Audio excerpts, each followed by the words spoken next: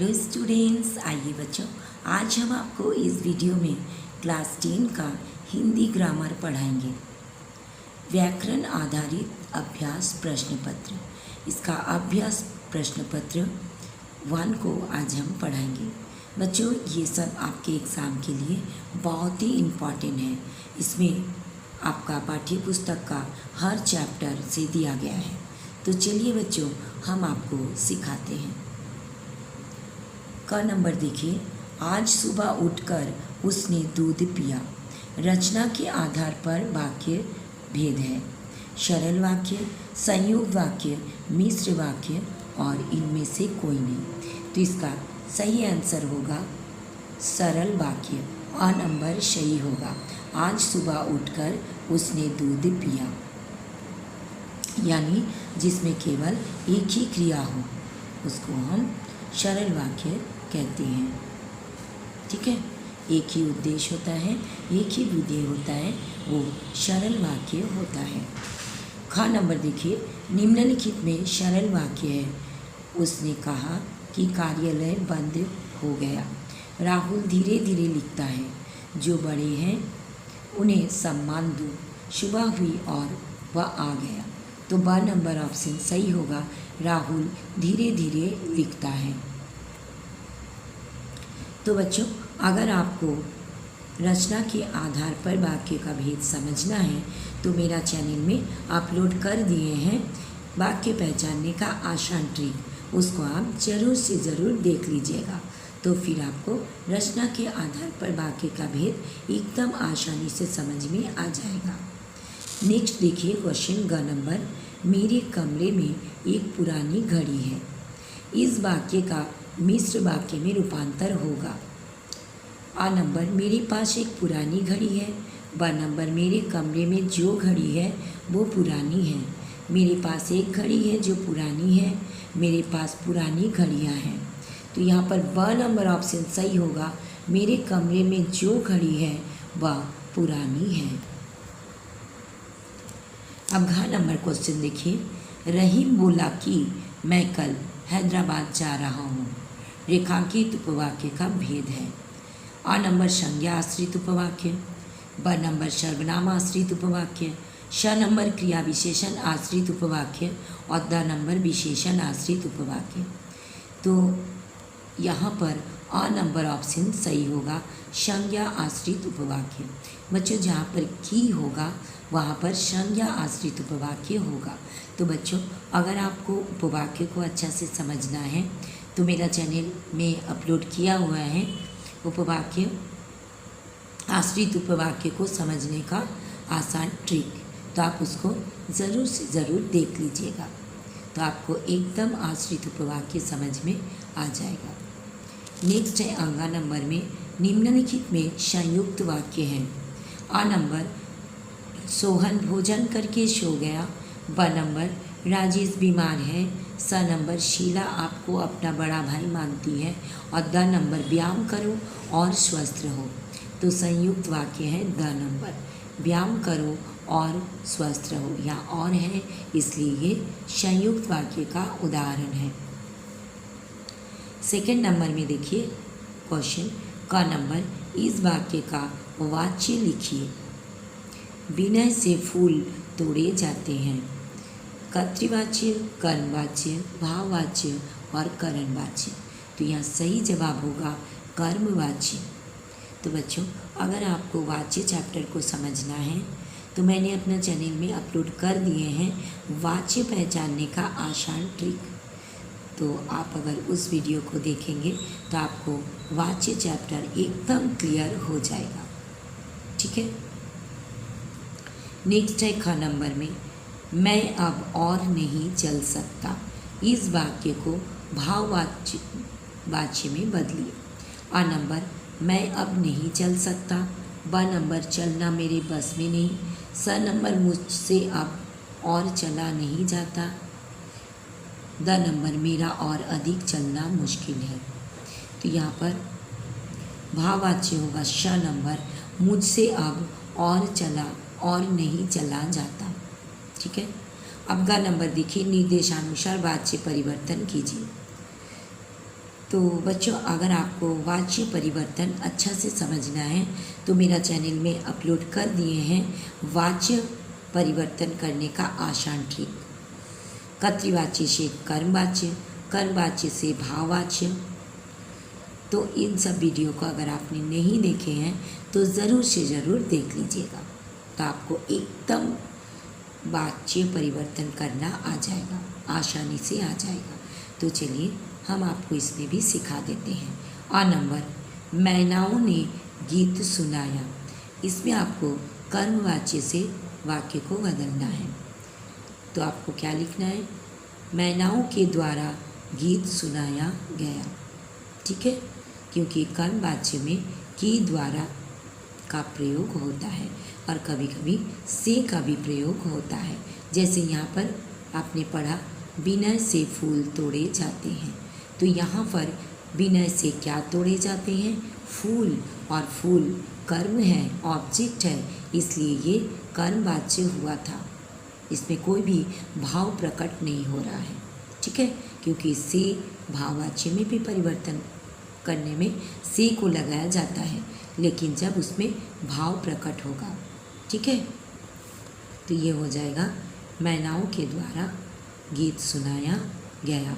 Next देखिए, ब number में माँ अभी भी खड़ी नहीं हो पाती, इसको आपको भाववाच्य में बदलना है। तो इसका आंसर होगा माँ से अभी भी खड़ा नहीं हुआ जाता।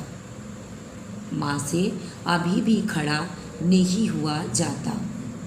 नेक्स्ट देखिए, श नंबर, बीमारी के कारण उससे उठा नहीं जाता, इसको आपको कर्तृवाच्य में बदलना है। तो इसका आंसर होगा बीमारी के कारण वह उठ नहीं पाता। बीमारी के कारण वह उठ नहीं पाता। अगर आपको पेंसिल से लिखा हुआ दिखाई नहीं दे रहा है तो हम मुंह में बोल रहे हैं, इसीलिए 2 टाइम्स हम रिपीट कर रहे हैं ताकि आप इसको समझ पाओ और अपना कॉपी में नोट कर पाओ, ठीक है। नेक्स्ट देखिए, द नंबर में आओ बैठते हैं, इसको आपको भाववाच्य में बदलना है। आओ बैठा जाए, इसका आंसर होगा आओ बैठा जाए।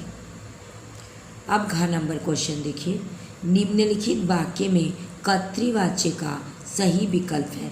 यह स्पेलिंग रॉन्ग हो गया था, लेकिन ये कर्तृवाच्य होगा, ठीक है। अ नंबर, मुझसे बैठा नहीं जाता। बच्चों के द्वारा पाठ पढ़ा गया। माता ने बच्चों को भोजन दिया। उससे गाया नहीं जा रहा। तो कर्तृवाच्य में विकल्प को चुनना है, इसलिए सा नंबर सही होगा, माता ने बच्चों को भोजन दिया। नेक्स्ट क्वेश्चन देखिए, निम्नलिखित वाक्य में कर्मवाच्य का सही विकल्प छांटिए। यहाँ पर आपको कर्मवाच्य को चुनना है। वह बाजार जा रहा है, उससे दौड़ा नहीं जा रहा है, मेरे द्वारा चित्र बनाया गया, मैं अखबार पढ़ रहा हूँ। यहाँ सा नंबर सही जवाब है, मेरे द्वारा चित्र बनाया गया, ठीक है। नेक्स्ट देखिए, 3 नंबर में 3 का क, वह कल आएगा, पद परिचय का सही विकल्प चुनिए। तो बच्चों, इसका भी वीडियो पद परिचय पहचानने का आसान ट्रिक, इसका भी वीडियो मैंने अपना चैनल में अपलोड कर दिए हैं। अगर आपने उस वीडियो को नहीं देखे हैं तो ज़रूर से ज़रूर देख लीजिएगा और कॉपी में भी नोट कर लीजिएगा, तो आपका पद परिचय एकदम क्लियर हो जाएगा। पद परिचय चैप्टर को भी मैंने बना दिए हैं, उसको भी आप ज़रूर से ज़रूर देख लीजिएगा। तो यहाँ पर वाह के नीचे अंडरलाइन है, तो इसमें से आपको करेक्ट ऑप्शन चुनना है।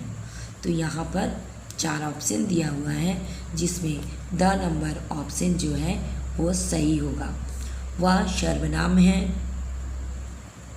अन्य पुरुषवाचक सर्वनाम है, पुल्लिंग है और एक वचन है, ठीक है। आएगा पुल्लिंग और वह एक वचन है, ठीक है। पहले तो आप देख के ही समझ जाओगे कि वह कोई संज्ञा नहीं है, इसलिए व्यक्तिवाचक संज्ञा आ भी नहीं होगा। इसमें भी व्यक्तिवाचक संज्ञा है, ब भी नहीं होगा। तो यहाँ पर वह सर्वनाम है और यहाँ पर भी सर्वनाम है। तो आप कैसे पहचानोगे? और पुल्लिंग है आएगा, यहाँ पर भी पुल्लिंग है, ठीक है, या अन्य पुरुष होगा। लेकिन सबसे पहली बात है यहाँ पर बहुवचन दिया है और वह बहुवचन नहीं होता है, वह एक वचन होता है, इसलिए ये सही होगा। क्लियर। नेक्स्ट देखिए ख नंबर, राजेश दूध पी रहा था। पद परिचय इसका बताने होगा दूध का। जातिवाचक संज्ञा एक वचन पुल्लिंग कर्म कारक, ठीक है, ये अ नंबर ऑप्शन सही होगा क्योंकि ये दूध क्या है, जातिवाचक संज्ञा का ही, एक्चुअली ये द्रव्यवाचक संज्ञा है लेकिन ये जातिवाचक के अंतर्गत ही आता है। तो यहाँ पर भाववाचक ये तो होगा ही नहीं, ठीक है।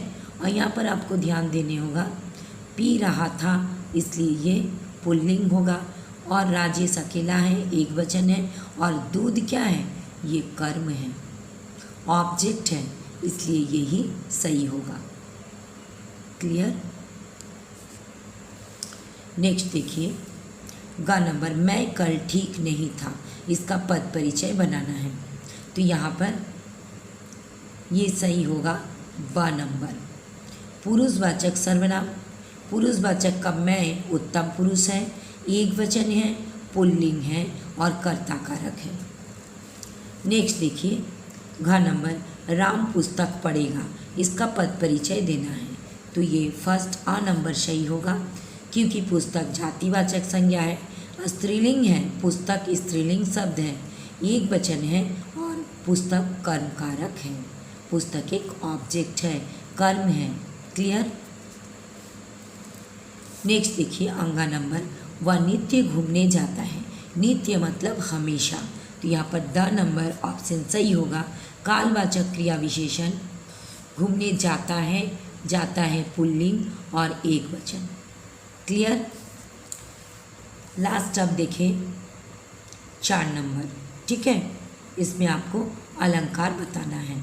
मेरी भव बाथा हरो राधा नगरी सोए, जातन की झाई परे श्यामु हरित दूती होए। तो यहाँ पर ऑप्शन दिया है श्लेष, उत्प्रेक्षा, मानवीकरण और अतिशयोक्ति। तो यहाँ ये श्लेष अलंकार होगा। तो बच्चों आपको अगर अलंकार चैप्टर को समझना है तो मैंने अपना चैनल में अपलोड कर दिए हैं अलंकार चैप्टर को भी, और अलंकार पहचानने का आसान ट्रिक, उसको आप ज़रूर से ज़रूर उस वीडियो को देख लीजिएगा और उसको कॉपी में भी नोट कर लीजिएगा, तो आपका अलंकार चैप्टर एकदम क्लियर हो जाएगा। क्योंकि ये सब चैप्टर जो हैं ये आपके बोर्ड एग्ज़ाम के लिए बहुत ही इम्पॉर्टेंट है। नेक्स्ट क्वेश्चन देखिए ख नंबर, सिर फट गया उसका, वही मानो मरून रंग का घड़ा में कौन सा अलंकार है? श्लेष, उत्प्रेक्षा, मानवीकरण, अतिशयोक्ति। तो इसका सही जवाब होगा उत्प्रेक्षा, क्योंकि मानो यहाँ पर लिखा है, जानो, मानो, जन हुई, जन हो, ये सब उत्प्रेक्षा में आता है। नेक्स्ट देखिए ग नंबर, देख लो साकेत नगरी है, यही से मिलने गगन की जा रही है। पंक्ति में कौन सा अलंकार है? श्लेष, उत्प्रेक्षा, मानवीकरण, अतिशयोक्ति। तो यहाँ पर सही जवाब होगा अतिशयोक्ति, क्योंकि अतिशयोक्ति में बढ़ा चढ़ाकर बात को कहा जाता है। तो यहाँ पर भी इस पंक्ति में भी बात को बहुत बढ़ा चढ़ाकर कहा गया है। देख लो साकेत नगरी है, यही से मिलने गगन को जा रही है, यानी वो साकेत नगरी जो है वो आसमान को छूते जा रहा है। तो ये बढ़ा चढ़ाकर बोलने वाला बात है, इसलिए यहाँ पर अतिशयोक्ति अलंकार होगा। नेक्स्ट देखिए घ नंबर, सागर के ऊर पर नाच नाच करती है लहरें मधुर गान।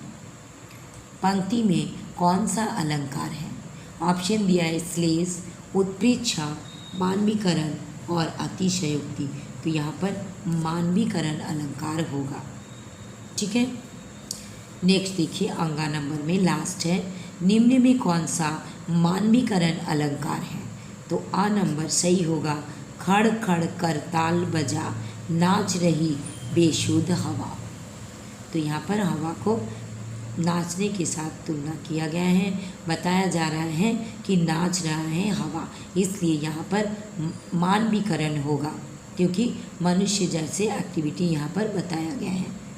खर खर करताल बजाकर नाच रही है बेसुध हवा, तो यहाँ पर मानवीकरण अलंकार यही होगा।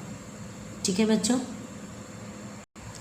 तो बच्चों, अगर आपको वीडियो अच्छा लगा लाइक कीजिएगा, अपने दोस्तों में भी शेयर कीजिएगा ताकि आपके दोस्त भी सीख सकें।